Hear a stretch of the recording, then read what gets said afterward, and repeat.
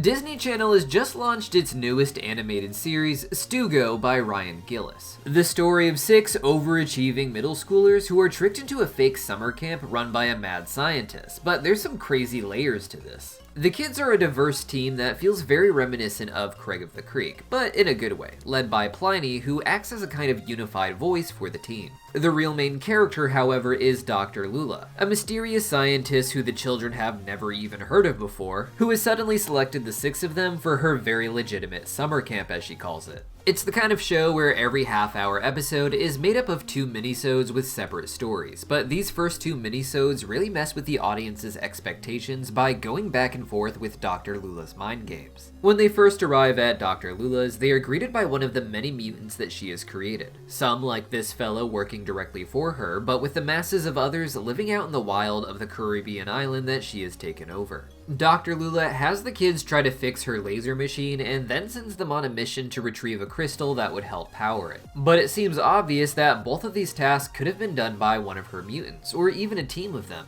By the end of the first minisode, Dr. Lula already admits that there is no summer camp and that it was just a farce to get some free labor, but her story already doesn't add up. And by the end of the second minisode, we'll see that she actually is manipulating the kids in ways they can't see yet. The first minisode ended with Pliny taking the crystal hostage and threatening to destroy it if Dr. Lula doesn't keep her word and give them a summer camp program. Despite her being a fraud, she is a legitimate scientist making mutants with human intelligence, and the kids know that they can use this to pad their applications for scholarships and such. Dr. Lula, however, isn't just a scientist, she's an evil scientist. And while the first episode had her just using this laser to carve her face into the moon, she calls it a crime laser because she clearly has more evil plans for it. And she refers to all of her other inventions as doomsday devices. Earlier in the minisode, she had made a show of trying to kick out the children when they discover that the crystal was damaged. She makes a show of trying to kick out the children when they can't fix the machine because it's the crystal that was damaged. But this was just an elaborate ruse to motivate the children to going after the crystal for her. But again, why does she do this when she has mutants that she can send on this mission and more mutants she can make to do her bidding? Well, at the end of the second minisode, Dr. Lula reveals that her plans are actually to trick the children into different experiments, seemingly revolving around the mutants, and she seemed to pick highly intelligent children to use as her lab rats. For this minisode, she gives the gang only small rations of food, and that just ends up getting stolen by the mutants. Dr. Lula insists that this isn't school, that this is the real world, and that if they want to eat, they need to be able to fight for their food. This leads to the kids challenging and then attacking the mutants for food before eventually realizing they can all work together to get to the larger supplies of food Lula guards. Instead of being angry about this is exactly what Dr. Lula wanted. And what she was more interested in was how long it took the kids to realize that they can work together with the mutants. This gives me the impression that Dr. Lula is planning some sort of massive psychological operation on the entire Earth, trying to create a specific outcome for humanity involving the mutants. The mutants are an interesting part of the StuGo lore, being the most science fiction of its elements that can elsewise seem relatively grounded. The inclusion of these mutants basically means having talking animals, and ones that are able to get along with humans to agree, even if they are a bit wild. What Lula was experimenting on in this episode was how long it would take humans, or at least highly intelligent children, to realize that they can work with the mutants instead of against them in a disastrous scenario where there is little food and other resources. This would explain why Dr. Lula has all these doomsday devices, because she may be trying to orchestrate this very situation by destroying large parts of the Earth, or rather, large parts of human civilization. I don't think she wants to destroy humanity outright or anything, or even enslave them, and like I said before, I think it's more about creating a new outcome.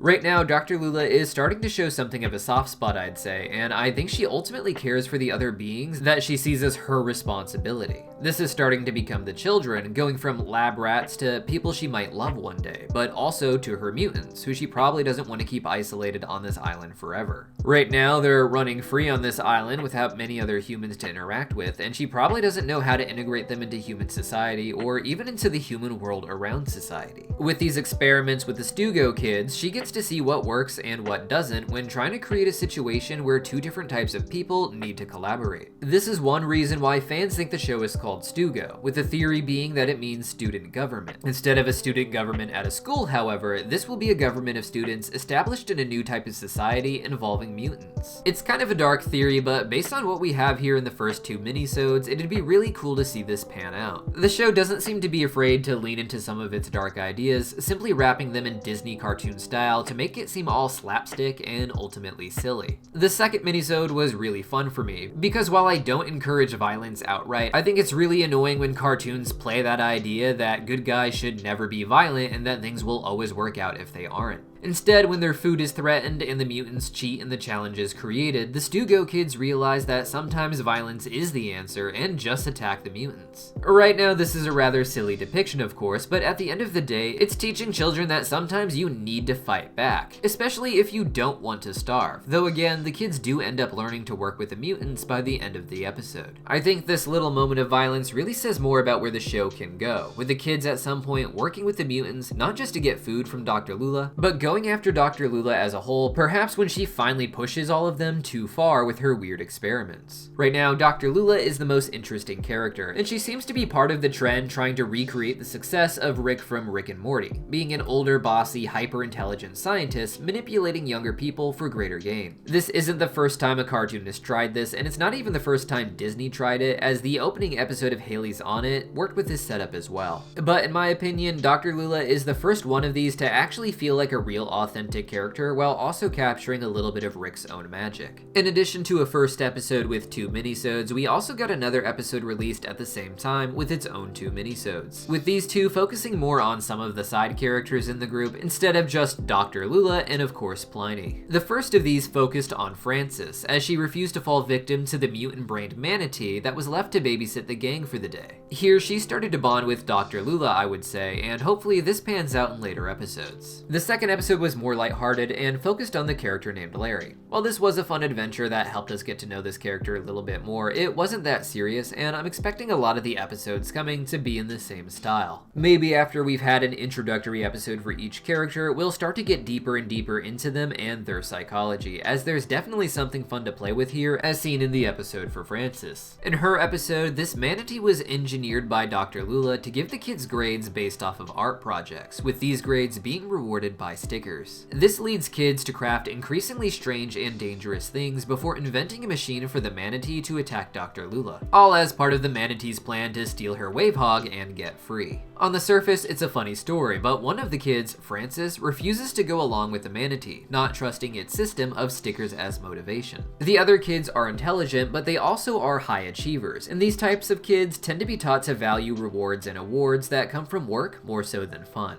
Frances didn't trust this and tried to talk to Dr. Lula about it, not becoming a zombie like the other kids did for their validation. It's an interesting moment because it captures what Dr. Lula is doing as a whole, testing the kids and using them to achieve great things by taking advantage of their nature and in many ways their upbringing. While the show hasn't gone into the home lives of the characters yet, we do know that some of the kids like Larry had rather strict upbringings, leading to them being the high achievers they are, the ones who can be taken advantage of when they have the possibility of something like scholarship or just academic praise coming their way. But what do you guys think? Let me know your thoughts and theories in the comments down below, and if you want to talk more about the show, join us in the Cartoon Universe Discord server. Link in the pinned comment down below, and I'll see you guys there. Man, I do love running, especially when it's away from women who are madly in love with me. But one thing I never run from is another man. Well, well, well, if it isn't my arch rival, Racer Rabbit. Shady the Bat, you're here for the magic crystal as well?